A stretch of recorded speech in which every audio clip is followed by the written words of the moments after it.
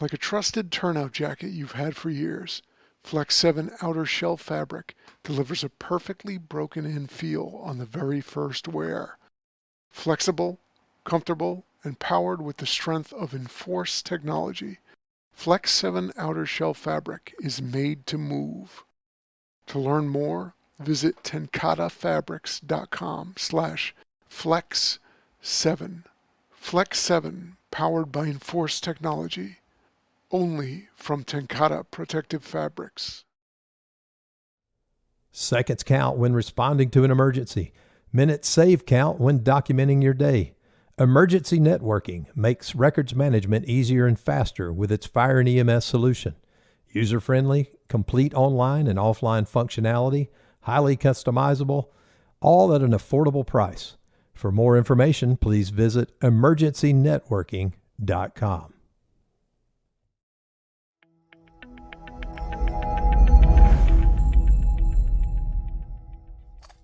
Hello, I'm Dr. Beth Murphy. Some of you may know who I am and have seen me, talk to me, listen to a show.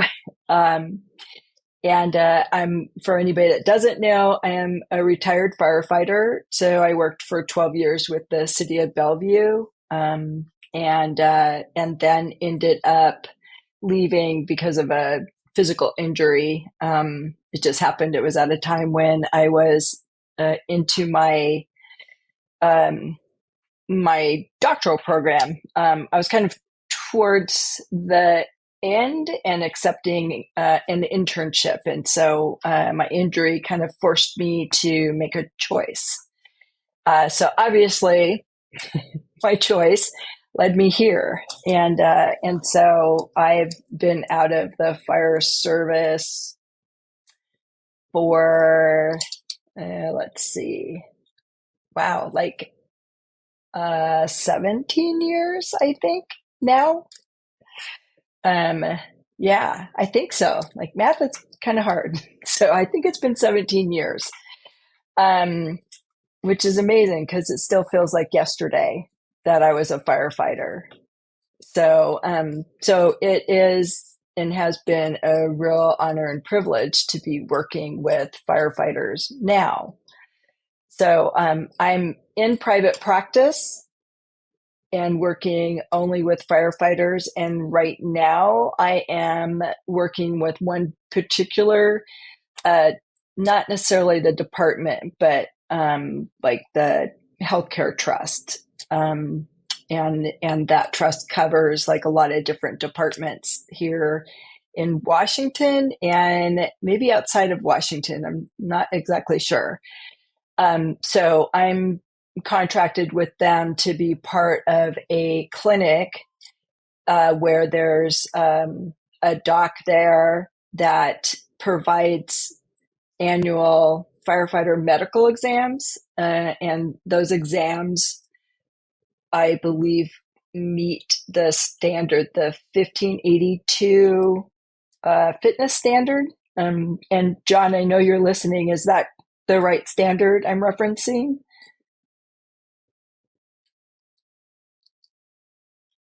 Okay. Good. Well, thank you. So I thought I was correct in that. So, and it's interesting because that standard has a mental health piece to it also. And for a long time, departments would, they accepted and instituted the physical side of the standard and didn't want to do anything with the mental health side because it was so taboo, or I mean, there's such a huge stigma there. And if you've listened before, you've heard me talk about, efforts that I've gone through to try and normalize mental health and the struggle, because we all struggle. Nobody gets through life unscathed.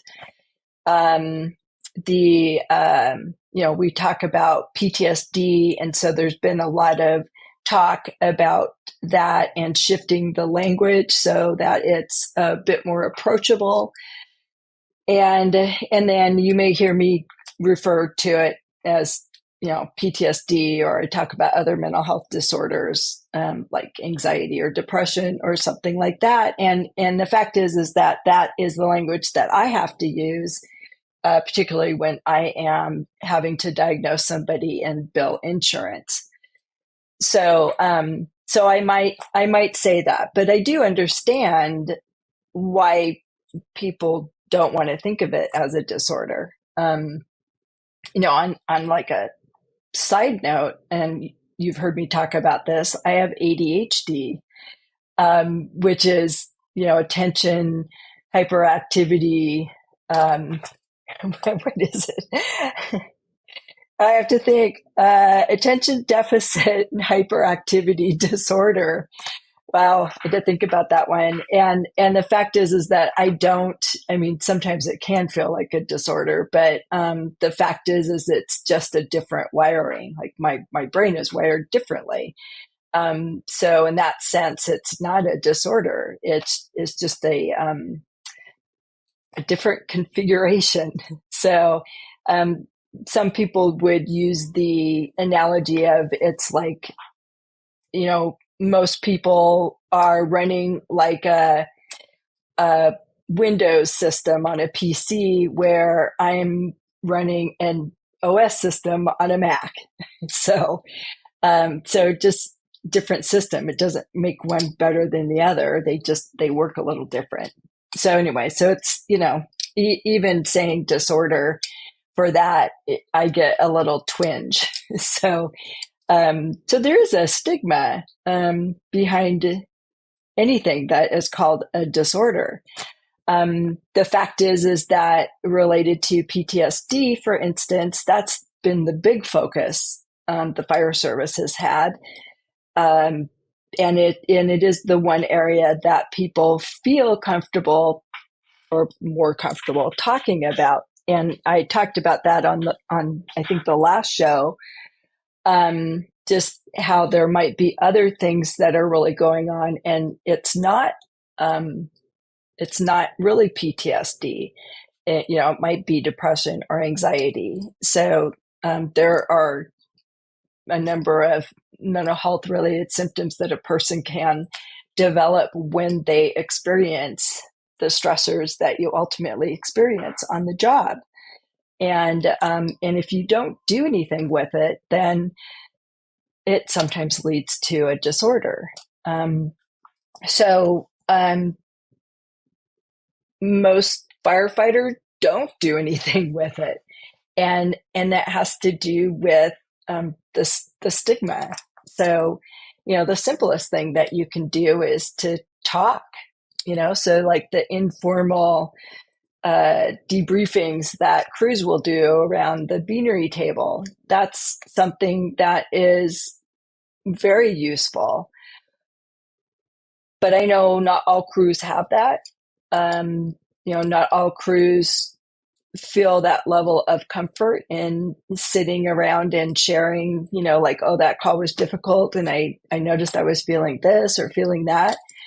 And I've had firefighters who talk about how important it is to talk, and that you have feelings and emotions. I've heard them talk about it, and then almost in the next, the next sentence, they'll talk about somebody that's new in the department, and that person talked about how hard it was for them to deal with something in particular. And then this firefighter's response was, well, maybe you're in the wrong profession. And it's like, I think about that all the time, and it kind of just takes me aback a little bit. The fact is that we're all human beings. And yes, you probably could. Well, you could go down a list of traits that the majority of people have that become firefighters. But the fact is that they're still human, and our body responds. We are hardwired to respond to danger. or anything that our brain perceives as danger with a stress reaction. And that is, your basic fight flight reaction. And when you are constantly being inundated with stressors, yours and other people's, then it's like your system is constantly activated. And so the more activated your system is and the longer it's activated, the harder it is to get back to homeostasis, which is that's where we want to be. So before we were firefighters, chances are we experienced some stressor and we had a stress response. We did whatever it is we do in stressful situations. And then our system does what it's supposed to do and it comes back down. It's like our sympathetic nervous system is responsible for that, getting activated and ready to respond in some way. That's our fight, flight, or our alarm system. And then we do whatever we need to do. And so we use up all the neurochemicals that are released. And, we always think about adrenaline, cortisol as the big ones. And then our parasympathetic nervous system kicks in, and that's our I call it the antidote to our stress.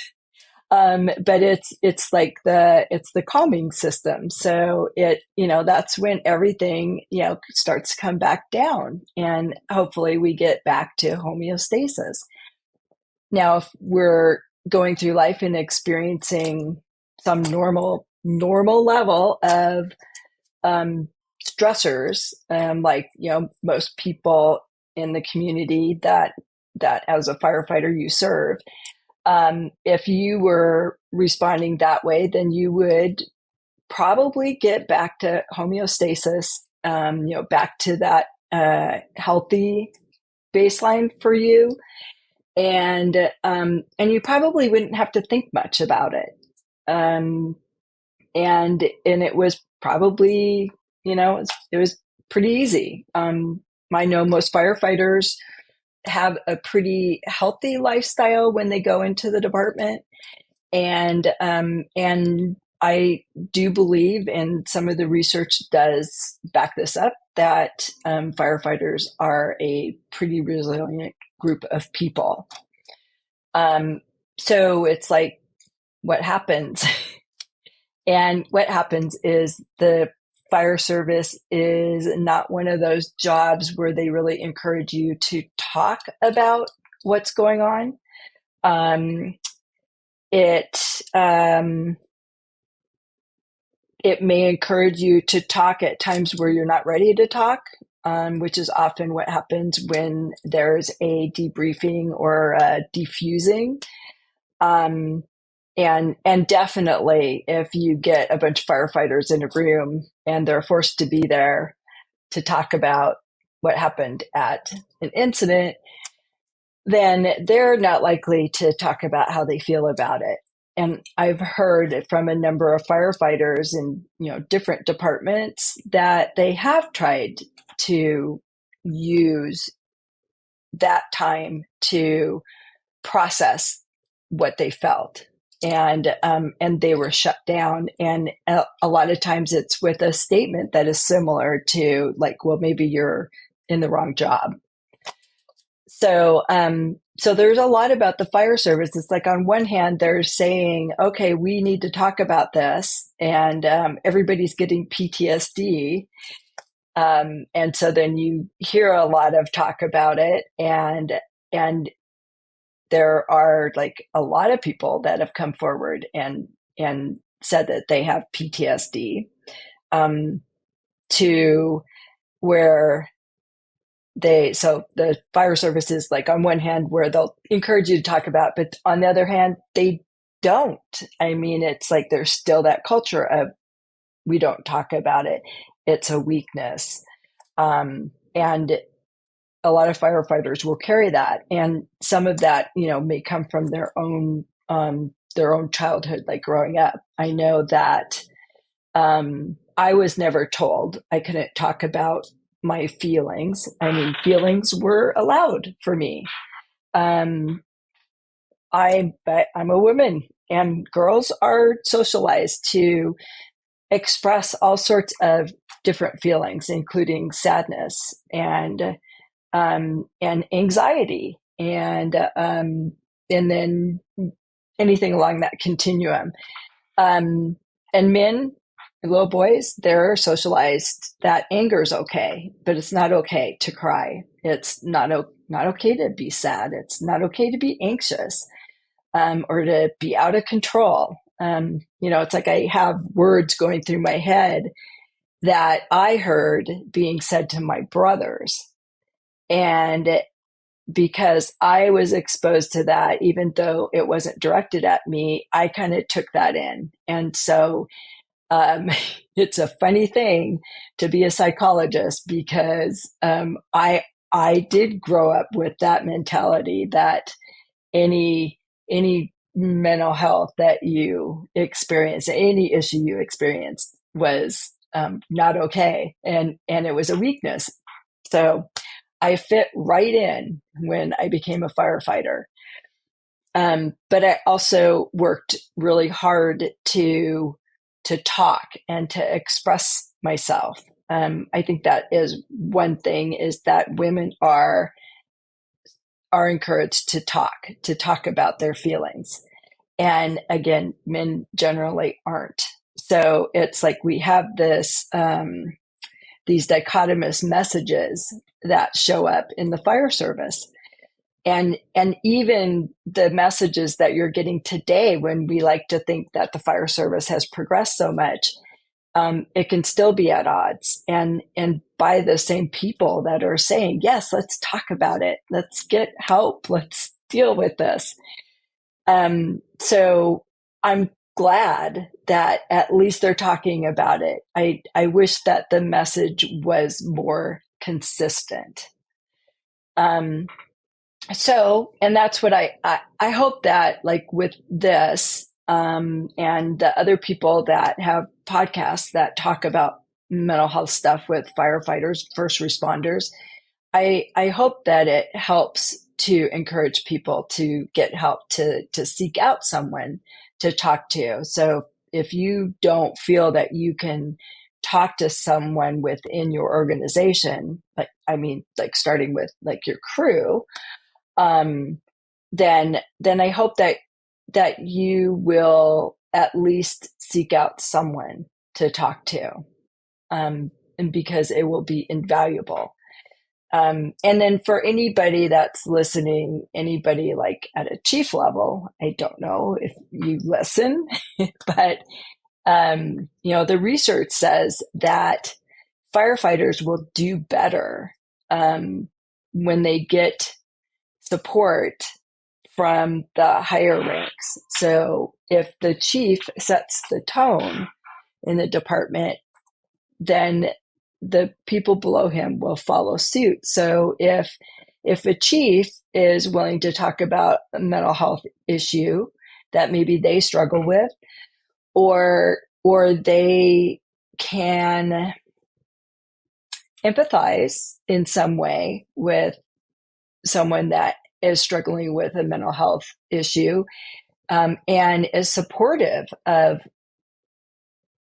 different programs, if you will, then those firefighters will do much better. And it's not necessarily that they actually will have a lower instance of developing mental health symptoms that could lead to a disorder like depression or PTSD.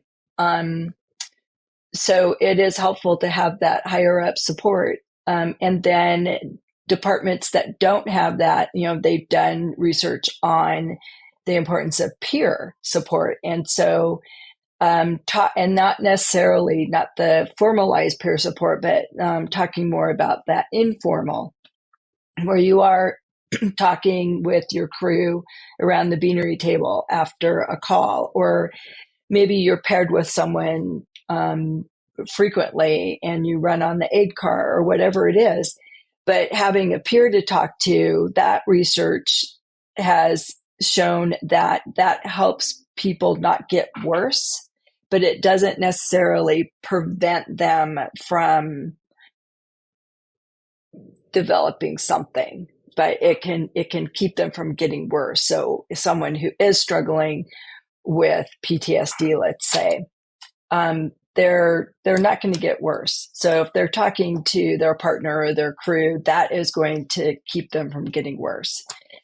If they have a chief and chief officers that are supportive and have put forth all sorts of different programs and they're supportive of that and they use the language around it, then that firefighter has a good chance of getting better, whether they go seek out professional help or not. But so we're talking about like that informal stuff, but the other part of that is like, okay, so now you want help. What do you do?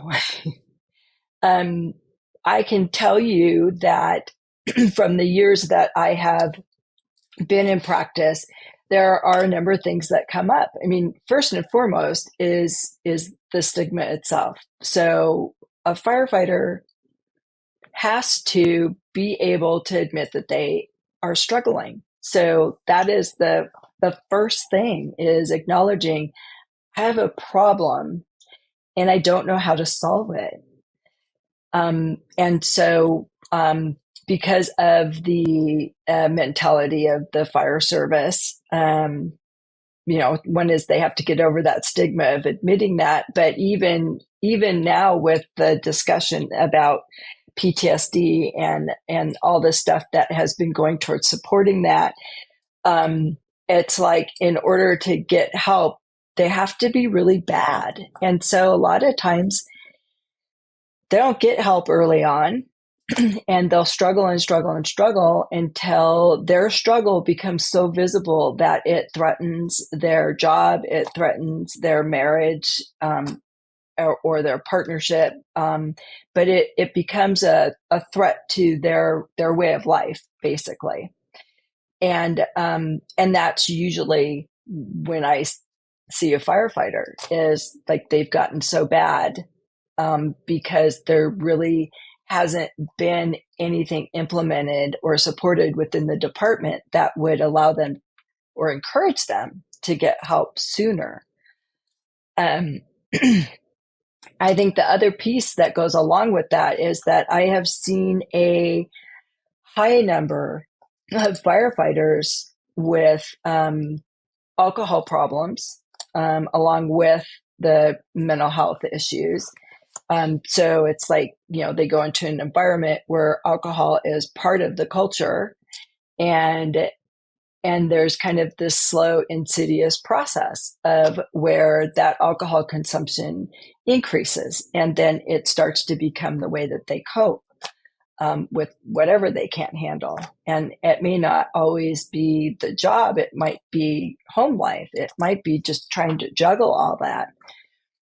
And then that can get worse and worse over time. And so as, they're like self-medicating and they're not talking, the problem gets worse and worse and worse. And then they don't get help until something's going to blow up on them. So it's like they may be at risk for their job. They may have their partner tell them that they're struggling. And so, and maybe it's not just like you're struggling, but it's like, I don't like being around you and I think we need to separate, or divorce or whatever it is. And maybe the message comes from your kid. Like, they're like, why are you angry all the time? Or, I mean, depending on the age, they may just flat out say, I don't like you and I don't want to be around you. It depends. But it's like, when you get to that point, you've been struggling for a while. And those are usually the times when you're like, I guess I do have a problem and I need to do something about it. And so a lot of times people are going to like treatment centers. So like rather than getting help sooner and working with a therapist or a psychologist, they end up, it's kind of like going from 0 to 100, and now they're going to a treatment program. And treatment programs are appropriate sometimes, but they shouldn't be the first line of treatment. But it's like it is when people wait so long to get help. And so again, it's important to get help sooner. So that kind of takes me to like how do you get help? Where do you get help? And that actually has been a discussion that I've had with some of my clients. And there's a few different aspects to that. One is it takes a lot to overcome the stigma and to reach out for help. The second part is that a lot of times, by the time somebody has gotten to that point, they are feeling overwhelmed in pretty much every area of their life, and they're working, and they may have a partner, they may have children, they may be working overtime, and so time is a big factor. So it's like they may have overcome the stigma, but now it's like, do they have time to see someone? And you definitely need to make time, and you need to make time to do the work that you need to do, because change happens between sessions. You can have an aha moment in session, but real change happens between, and it's you and your brain doing the work. So if you go to therapy and you have that aha moment and it makes you so uncomfortable that you go home and you drink, then you have just disrupted that potential healing. So that's kind of the other thing, which I'm like, people think that mental health is a sign of weakness. That's the stigma. But I'm like, if it was, it's like, why is it so hard to address? Why are you so afraid to feel what it's about that you have to go and drink or use a substance, or maybe you just stuff it in a box and put it away? Because it's hard. It's hard to face those strong emotions.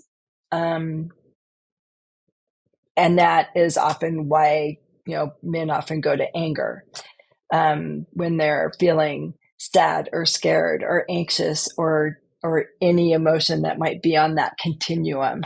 Anger like covers it all up. And anger is one of those emotions that may have been told it's okay. It's okay. You could be angry. You could be aggressive. But again, that doesn't help with the mental health problem.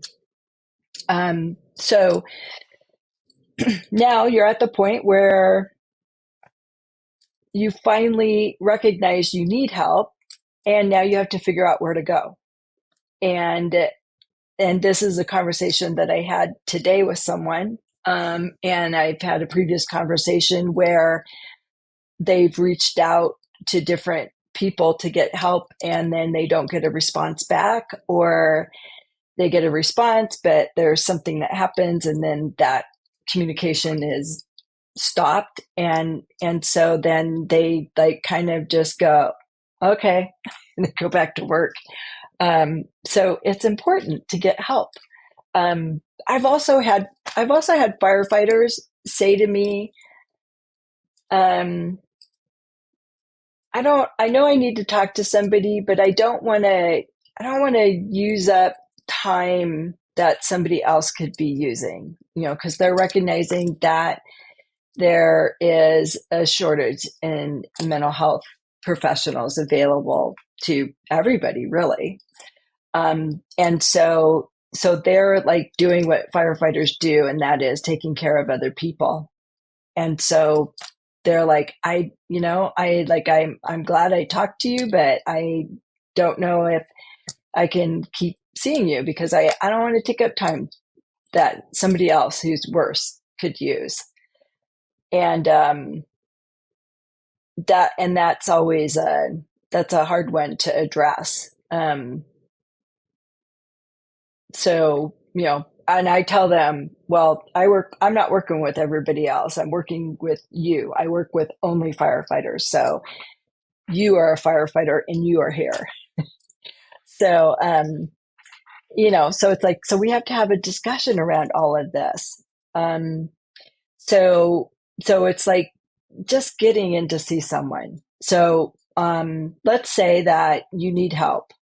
Where do you turn?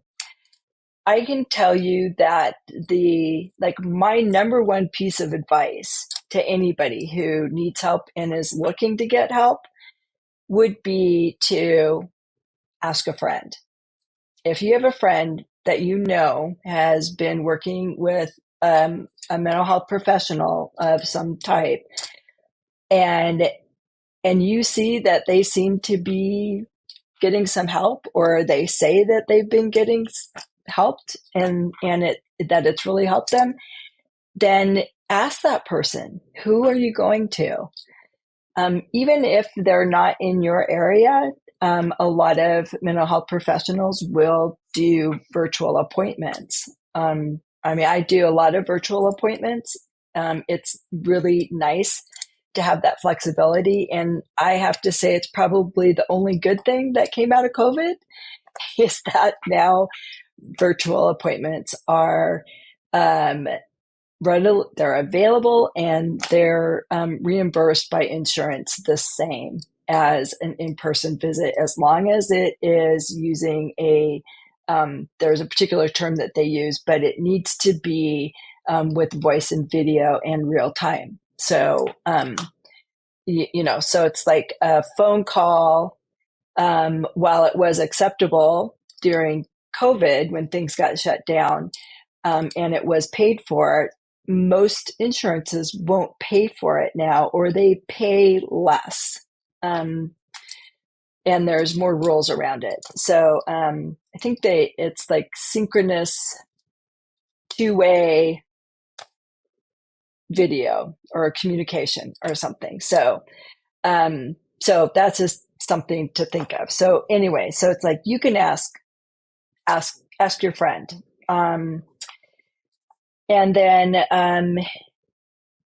then you can, and then make an appointment, make a call, and then make an appointment if they're available. And if you don't like that person, that's okay. Then you either, stick it out with them for a few sessions to see if it gets better, or you start over and find someone else. The next thing I would say is, there's friends or like peer support. If there are people there that you trust. I know I've heard a lot of people talk poorly about their peer support team. It's not everybody agrees on who should be on the team. And you don't trust everybody on the team.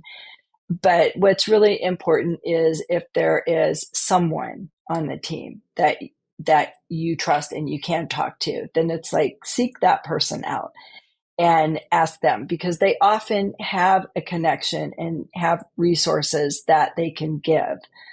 Or they may like call another resource with you to find a provider. So if you have that access, if you have peer support and there is someone there that you know that you can talk to, then seek them out.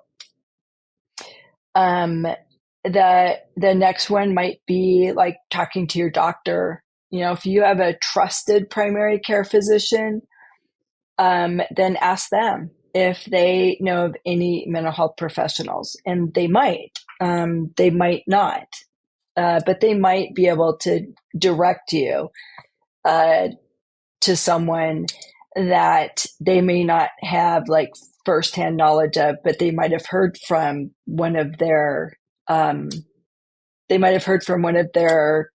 patients about someone. So it's kind of like, like word of mouth, but through your trusted physician. So, basically it's like the first choices are always ask somebody that you know and trust, whether it's a friend, family member, peer support, or a professional that you see in a different capacity. Don't be afraid to ask. After that, can I interject? yeah, go ahead. So there, I know you talk to a national audience, and sometimes even you and I have talked about this in the past, but sometimes it's difficult to find a local resource based on geographic location. So rural and remote firefighters, volunteers may not have the assistance that we're talking about, whereas people who live in an urban or suburban area may be more. There may be more counselors that are available for them. So I just looked up this. It's called Share the Load program, and it's sponsored by the National Volunteer Fire Council, and they have a couple of numbers. Yeah. And so, first of all, the first responder for suicide crisis lifeline is the new national number 988. 988. Mm-hmm. And then the crisis lifeline, they call it, or the helpline is at 1-800-662-4357. So that's 1-800-662-4357. So the way I understand it is there's somebody on the other end of the line that can talk to you, and then look up, I believe, and I know that I can't remember who the director of this particular program was, but you and he shared some information. So the understanding is that they'll look for local, wherever your geographic area is. Like, we live out here in Washington, who's the closest qualified counselor or MHP or psychologist that can help. Mm-hmm. Yep. So I was actually getting to all that. Well, I am sorry to jump in. I need counseling, maybe. Yeah. Well, I thought, yeah, it's fine. And that is true. So there are. What, that I need counseling, or I jumped in early? Yeah, you don't need counseling. Yeah, I've already done as much work with you as I can. So. I know. I'm helpless. All right, Dr. Murphy, thank you very much. I mean, but we'll go off. Yeah, you bring up a really good point, and it's like I was just getting to that point where, it's like I'm trying to like utilize all the resources that are like close to you from like people that you trust and know. That's always going to be your best bet. And then there are other avenues. And as John had just mentioned, is that there are organizations that you can Google and find connections.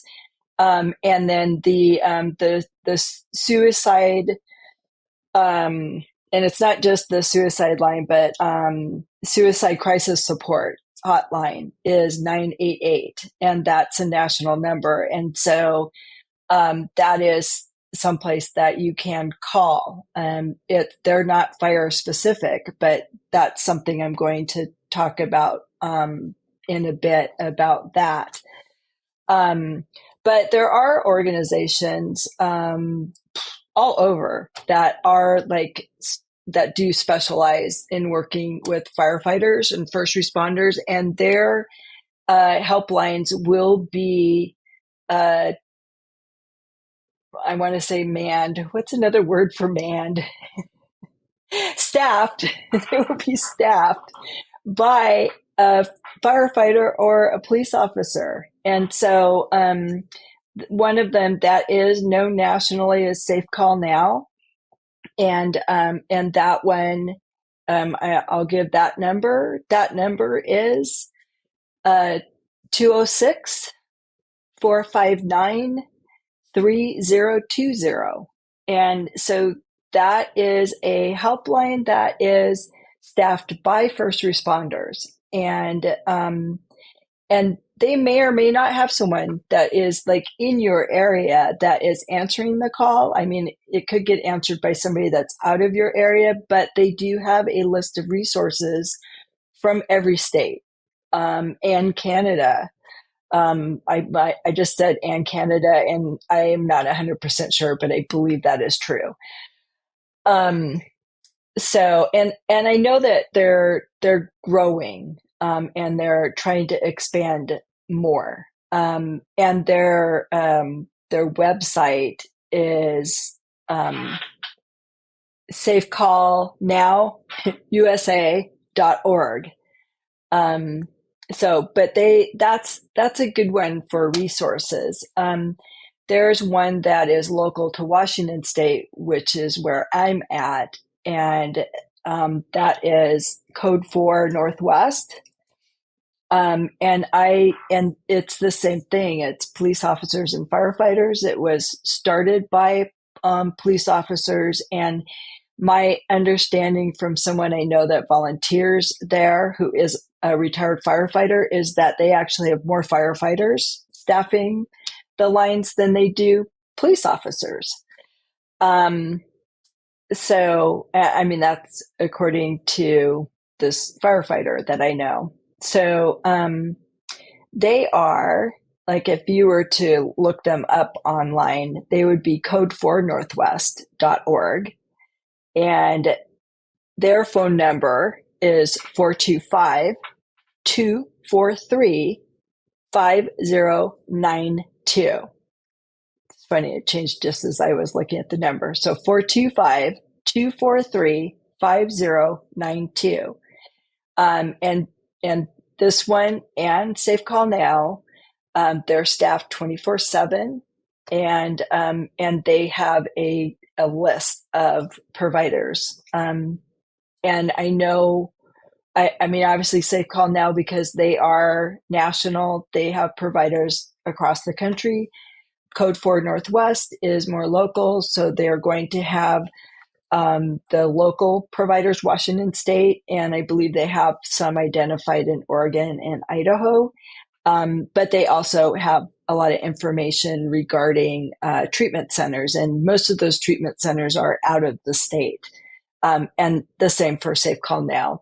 So if you are one of those people that try to handle everything on your own and you're at a point where you need more than just a weekly visit with a mental health professional, then a treatment center might be appropriate. And Safe Call Now is a place that you can call for treatment centers, and also Code 4 Northwest if you're, like, in the Pacific Northwest area.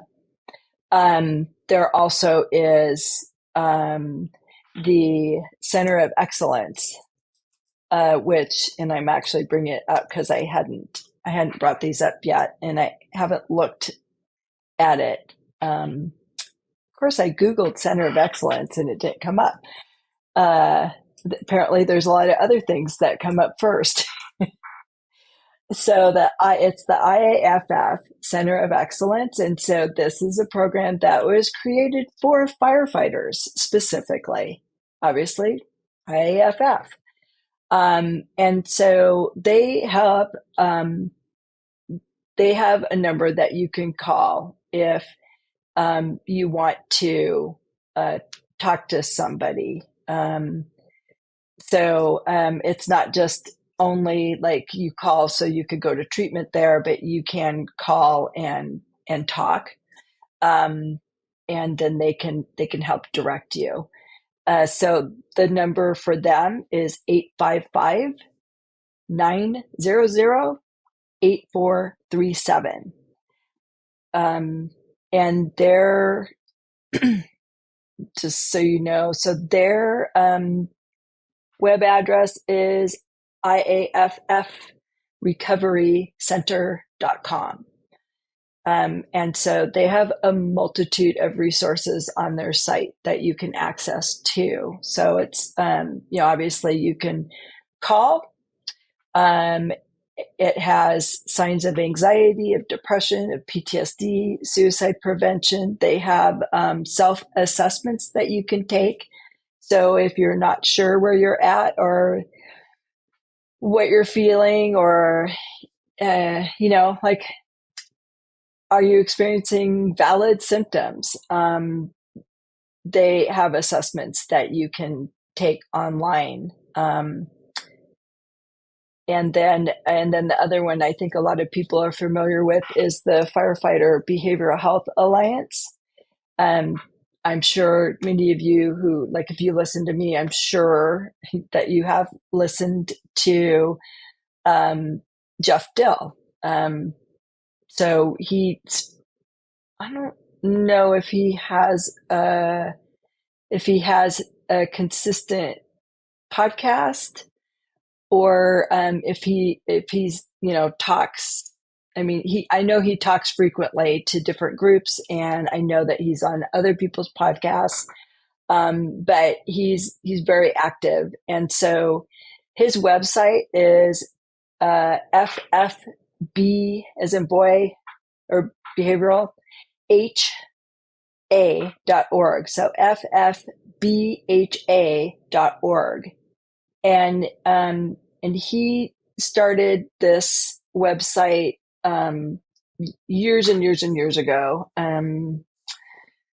I would make a guess at what year, but I don't want to give you a wrong number. But he collects numbers on suicides, and so his website has a form that is meant for people in an organization to report if there was a death by suicide in their department, whether it's somebody who's active or retired. And then he will call and he vets the information he gets, and then he reports that. And it is reported through his website. And I think that you have to actually email and request access to it. So it's not just posted. So it's like something that you have to contact them to get access to it. But they do a lot of different things, different trainings. They have a self-assessment also. And then they also have a list of providers that they maintain across the country. And I know that it's kind of a lot of work to do that. And I was on their list. So, so I know that they have that, and they update it every quarter. They send an email out to update information. And I believe that the other organizations do that as well. So you're not going to get a list that has just been sitting there for a couple years. That may or may not be accurate. So it has a variety of resources as well. So you can contact them through the website or their number. And this is not, now I'm saying this, I'm looking at it, and they don't have a support line from what I can see. But they do have a contact number. So, so you can call if it's like a non-emergent situation and you need information. But to access for a mental health professional, you can go online and click on the under resources for a list of medical professionals. and it will come up.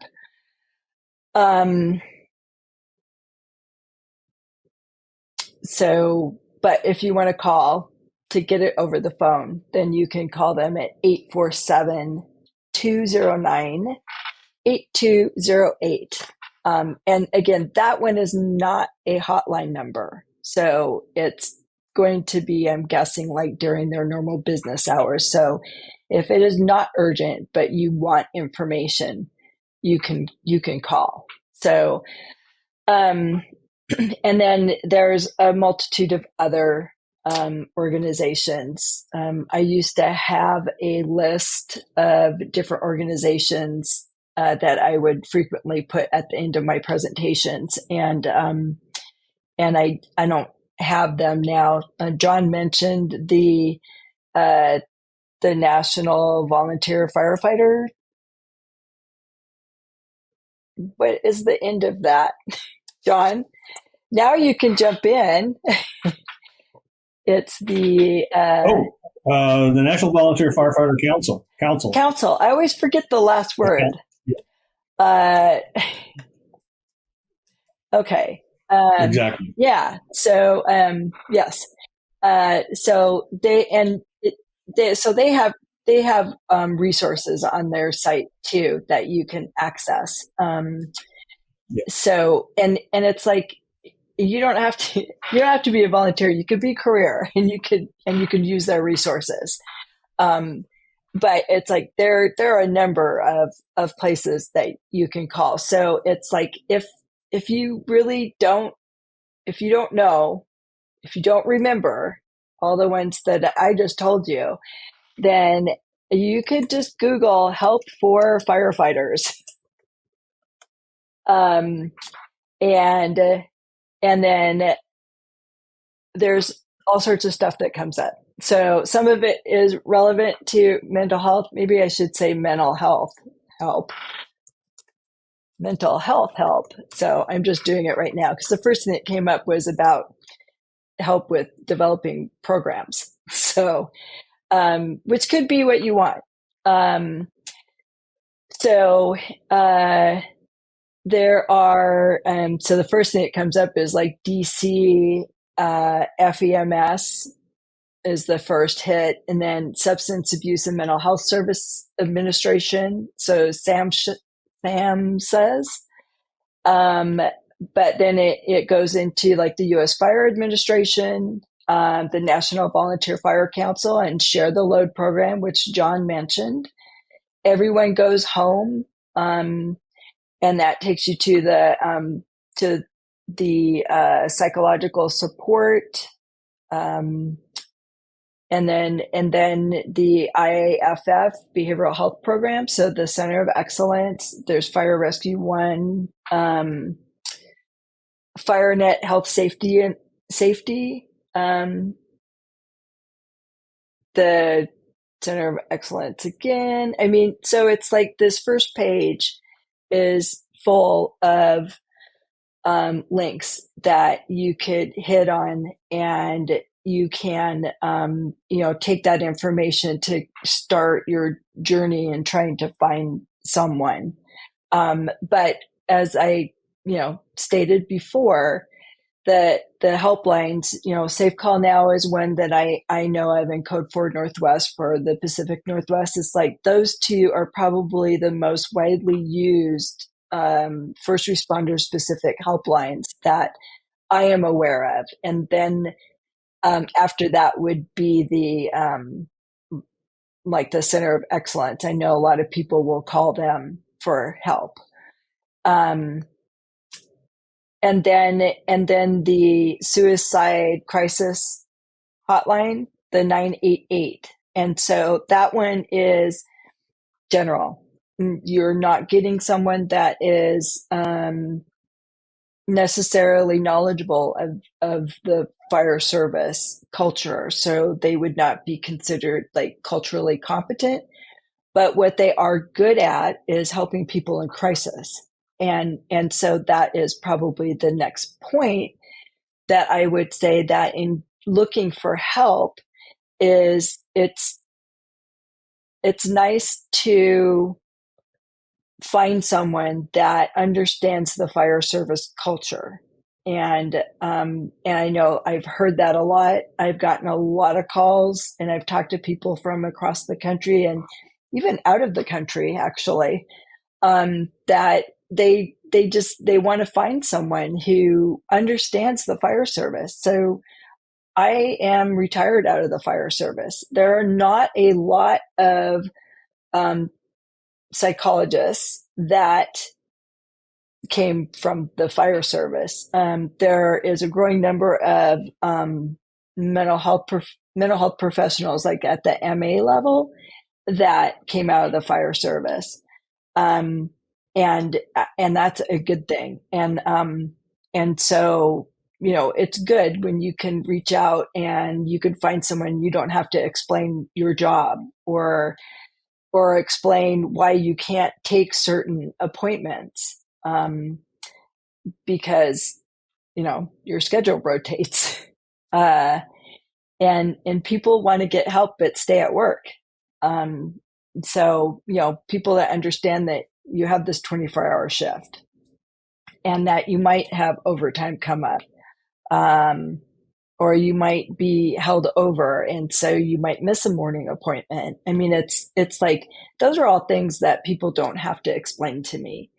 And I know that's helpful. It's one less stressor that they have to deal with. But, you know, going back to something I had said earlier, is that mental health professionals are, there's a shortage, which is like mind blowing to me when I look at the numbers of mental health professionals, that are out there. Everybody is struggling. You know, it's like it really became visible with COVID and with everything shutting down. I mean, that created this shared trauma for everybody. And it took a toll on everyone. And so mental health professionals started getting really, really busy. And I know a number of people that have a waiting list. And most of the time they'll have a waiting list for 6 months out, and then they won't put anybody else on it. Some places that are like more specialized, like that deal with children, like the behavioral health clinic at Children's Hospital, for instance, I believe they have a waiting list that is a year out.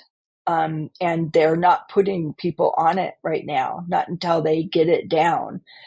And that's hard for everybody. But this is like, firefighters want to take care of you. So this is why I often hear, well, I don't want to take space away from somebody else that might be in need. And that's part of that mentality. And that always brings me back to that saying, like, you have to put your oxygen mask on first. It's like, how can you help other people? How do you help your family? How do you help the community that you're serving if you're not as healthy as you can be? And so if you need help, then you are not operating at a level that will be, well, I'll say will be sustainable. Eventually it will catch up with you.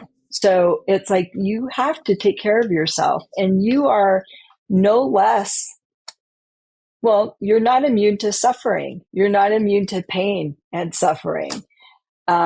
You are a firefighter, but you are human, and your system reacts like everybody else's system. It's like, it's nature. And our system hasn't changed since, like, I mean, not appreciably anyway, since we were, hunter-gatherers. So we are hardwired. We have a certain innate survival mechanism that works very well, and it responds to stress as it should. And so those uncomfortable feelings that you may experience is part of that, and it's normal. It doesn't mean there's anything wrong with you. It doesn't mean that you're weak. It means that your system works and you want it to. It's just that there are a lot of stressors today that, our ancestors didn't have to worry about. And so sometimes we can have a big reaction as if it's life-threatening to something that really isn't. And that's why it really matters what we do when we are exposed to different stressors, and we have that stress reaction, then we need to do something with it. And what we do with it is really what matters, and is probably more predictive of like how we will fare in the fire service. I've talked before about like risk and resiliency factors. I look at mental health through a lens of like biopsychosocial and spiritual sometimes, if that is something that's really important to a person. But it's the biological, like what's genetic and how you take care of yourself physically, how you eat, how you work out, medications you might take. I mean, anything that is biological. And then psycho is psychological, and that is like how you cope with things, how you appraise things. It's about, how you think about things, how you might, like what are your defense mechanisms? Some of them we know what it is. Some of them we don't. Some of them just happen, like avoidance. Avoidance can be something that occurs unconsciously that we may not notice until we start missing out on things, or we might make a conscious decision to avoid. But there are things that will come up and we'll defend against it, and we may not know at the time that that's what we're doing. But there are some, like the choice to put things in a box and shove it away. That's a very common like avoidance strategy, and it can be let's see, I'm like thinking of like the appropriate words. So repression is one, but repression is unconscious, like that happens. You don't actively do it. So suppression. Repression is an unconscious defense mechanism. Suppression is when you're consciously pushing it aside, which is a definite avoidance strategy. So there are things that we do. So that thinking, and so it's not just, and then psychological is like how you feel things, like your emotions, how you talk about emotions, how you face emotions, anything psychological, your therapy that you may have participated in. And then social is, that's like work. It's your friends, it's your family, it's school, it's everything involving other people and the community you have. And then spiritual is just around your beliefs of, a higher power, or how you're connected, or anything like that. So these are important things. And so there are risk and resilience factors within each one. And so you can have risk factors in one area, but have some strong resilience factors as well. So, and I went off, that's important stuff, but I went off on a tangent because I was talking about getting help. But it's important to know that stuff. And it's important that the people that you seek out for help, that they have some basis that they operate from. And that might be one of them. So, and it doesn't mean that if they don't have the experience with first responders, it's like, do they have experience in what you're struggling with? So if you're dealing with a lot of trauma, where, you're having nightmares, or like really big avoidance responses, anything that is, a big part of like PTSD, for instance, then it's like, then you need, if you can't find somebody that specializes in trauma and is culturally competent, then find someone who deals with trauma and PTSD. If you go to somebody who doesn't deal with that, then you may not get the help that you need. So you want somebody that says that they specialize in it. And there are a lot of ways that somebody specializes. So some of it is that they have a lot of continuing education that gives them that specialization. Sometimes it's that has been their experience and pretty much their only experience in treating patients or clients. So, it's like not all therapists and psychologists are alike. Also the modality that they work in. There are a number of treatments that are considered gold standard treatments for dealing with mental health issues with firefighters and police officers, where it tends to be like trauma experienced, or based in that trauma experience, or like trying to balance all that. So it's like the calls may not bother you per se, but it's like there's just too much, too many of these calls, and you're carrying too much of like other people's pain and suffering, and then you're juggling that along with like what you might have going on in your personal life. So it's like there's a lot of stuff that feeds in there. So, having someone that you can connect with that understands maybe not the culture, but understands the issue that you're struggling with. If you're struggling with relationship issues are really common with firefighters. So, and it often is rooted in the, the job itself and the demands of being on the job, and then how you might be dealing with the demands of the job. So it's like, again, it's like having somebody who specializes in working with couples, and then maybe also who specializes in trauma.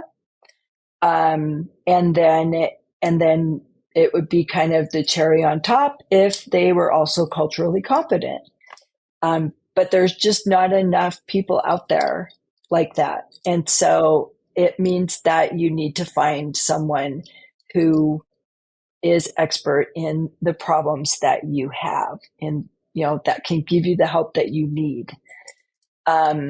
So, and I know I went through kind of the top ways that I would recommend getting help connecting to somebody. And then the next would be like looking at your insurance website or calling them and finding someone that is like in network for your insurance. So your insurance provider will have a list of providers that are paneled with the insurance company. And so, those are the ones that if you see them, then whatever your insurance benefit is that says, okay, well, if you see somebody in network, that means they're paneled with your insurance company, then you would only be responsible for your copay generally. For many firefighters, their insurance is usually laid out that way, where They might have a deductible stated, but if you are getting certain types, if you're getting certain types of services, the deductible doesn't apply, and only the copay does. So if your insurance benefit talks about deductible, coinsurance, copay, what that means is, you have a deductible. There's a certain amount of money that you have to meet in order for insurance to cover at a certain percentage. And that is for certain services, and it doesn't always apply to every service. If your insurance plan talks about copay, then that is a straight dollar amount. And if it's saying you have a copay of this amount, chances are that a lot of your services do not require that you meet your deductible in order to have them pay out, and you're only responsible for whatever that copay is. I mean, it might be $10, it might be $35, or it could be $50, but it depends on what you picked. When they refer to coinsurance, coinsurance generally means that your deductible needs to be satisfied before they start paying whatever percentage they pay. And so those are just things to cue into to look at your benefits. And I know some of you know your benefits way better than I do. But I also know that sometimes people don't, like they take their medical insurance for granted. It's like, I've got it. So, you know,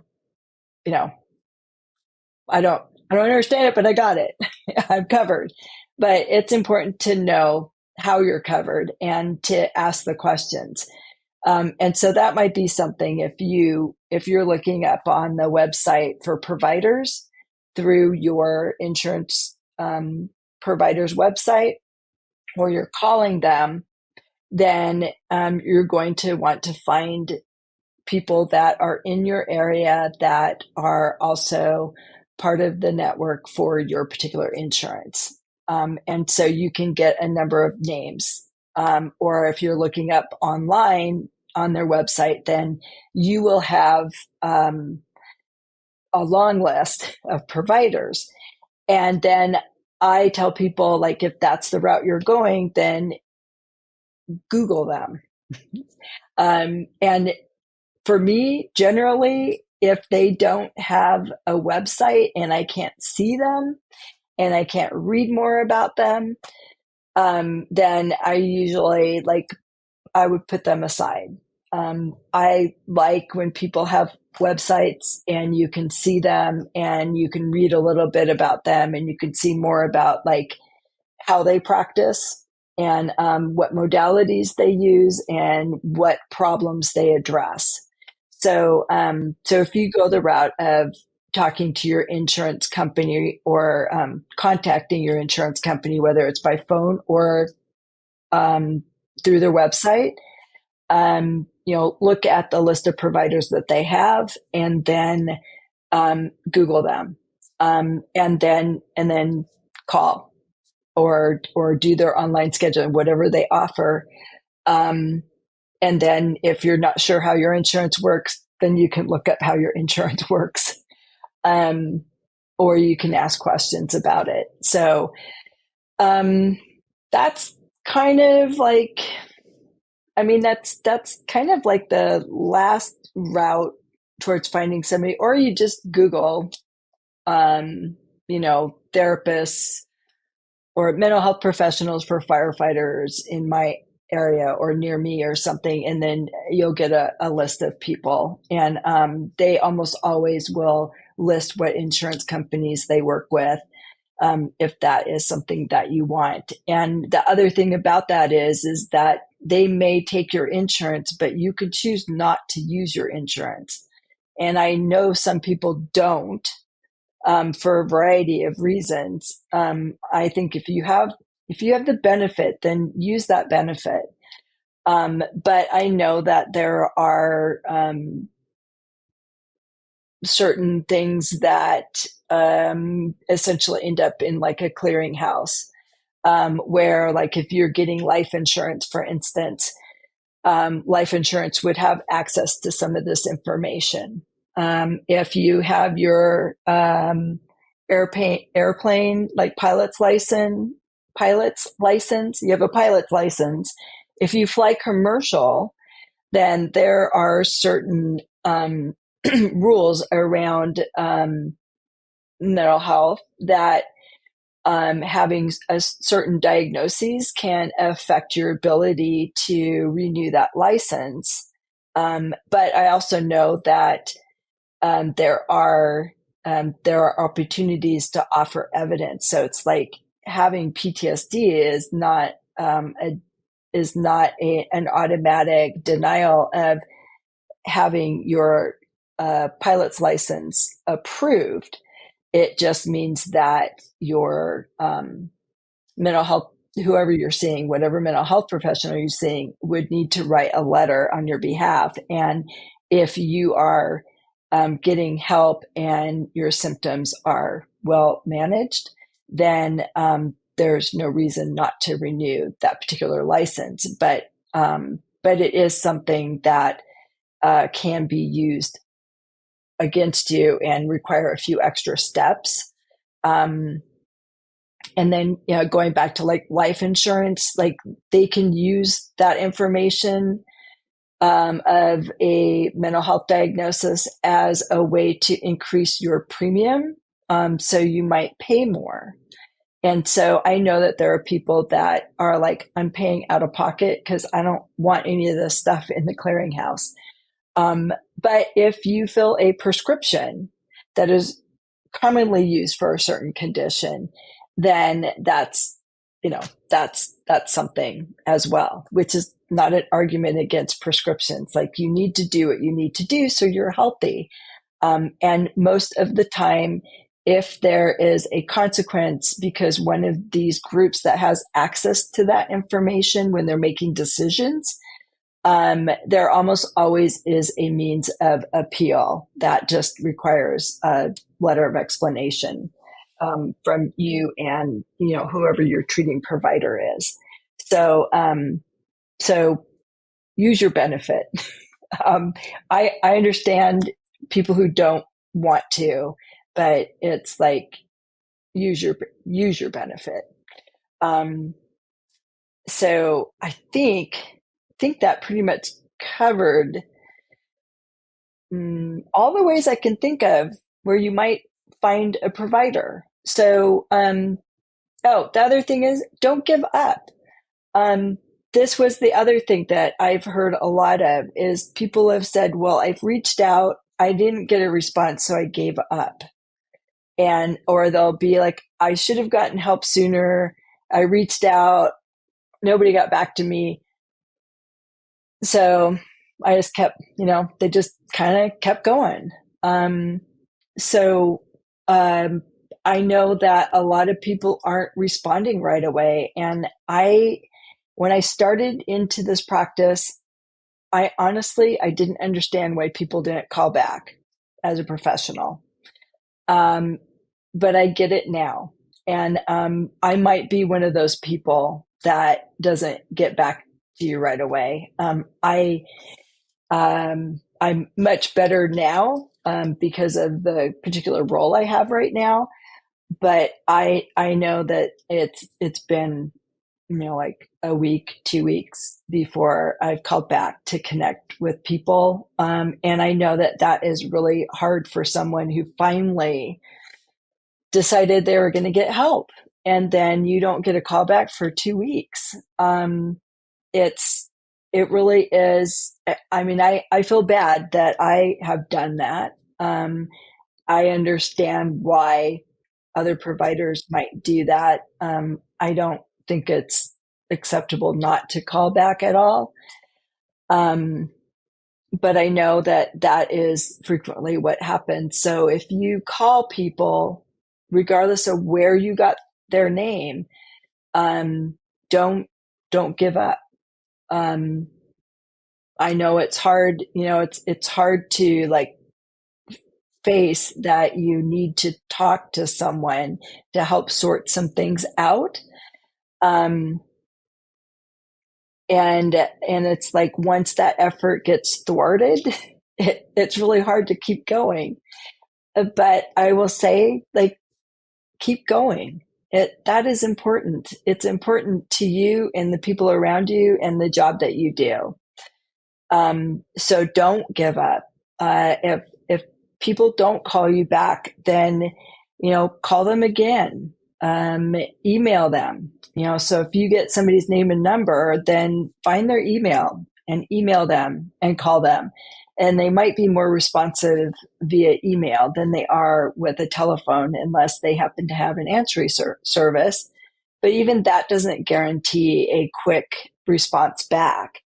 It makes it a higher likelihood that you'll get a quick response back, but it's not a guarantee, because people are like inundated with requests for help. But you're no less deserving of that help. You're not immune, like I said, to pain and suffering. So, it doesn't make you weak. It makes you human. So you deserve, like anybody else, to get that help, so that you can do your job. So, put your oxygen mask on first. Use one of these methods to get a hold of somebody, and go talk if you need to. And if you don't connect with that person, like give them a couple visits, 2 or 3. And if you don't connect, then it's okay. Then find somebody else. Or even the first visit, if it just like it feels so wrong, then find someone else. You don't have to stay and struggle through therapy with somebody that you don't really feel a connection with, because having that connection in and of itself is extremely therapeutic. So if you don't have that, you're missing one very important aspect of the therapy process. So, once you find someone, if you don't connect well with them, then find someone else. And if you don't get a call back from someone, try them again. So put a call out for a couple people, and then try again. Call, email, whatever it takes. And don't take that as, I guess I don't need help, or I guess I'm not important enough, or I guess whatever. It's like they're busy. And it just is kind of, I guess it's good. It's like you say, like when you're a firefighter, it's like people are always doing stupid things. There's always something happening. So there's job security there. And I guess it's like there is like job security in the mental health field too, for different things. But, it's a double-edged sword, good for people in the field, but not so good for the people that find themselves in need of that help. So, and then I think probably the last thing I will mention is get help sooner than later. You don't have to be really bad off to get help. You don't have to meet the criteria for PTSD or depression or anxiety. You could just be struggling to adjust to something, and get help at that time. Or you could just see someone to get some tools so that you can be proactive. So you can, be your own best advocate. So you don't have to be bad to see a mental health professional, and think of them as more like a guide. I know for me personally, and a lot of people I know who practice, We have that, and I know I explained like that biopsychosocial view, and I'm not going that route again. That helps me kind of formulate like the whole person. But I also look at my clients, the people that come in to see me, as equal.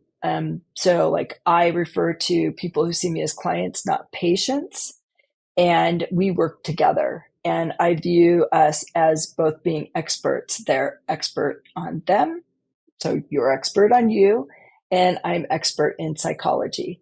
And so we work collaboratively. And so, that's kind of a good thing to know when you are seeking someone out, is like, how are they going to work with you? So I think the relationship is really important. So, yeah. So I think you have a multitude of information that you can use. You have a way of thinking about therapy and who you could possibly work with, and you can do it sooner than later. So I hope you find all this information helpful tonight. Well, I guess it's tonight for me. It may not be for you when you listen to it. But thank you very much for your time in listening, and I hope you find the information valuable. And thank you very much.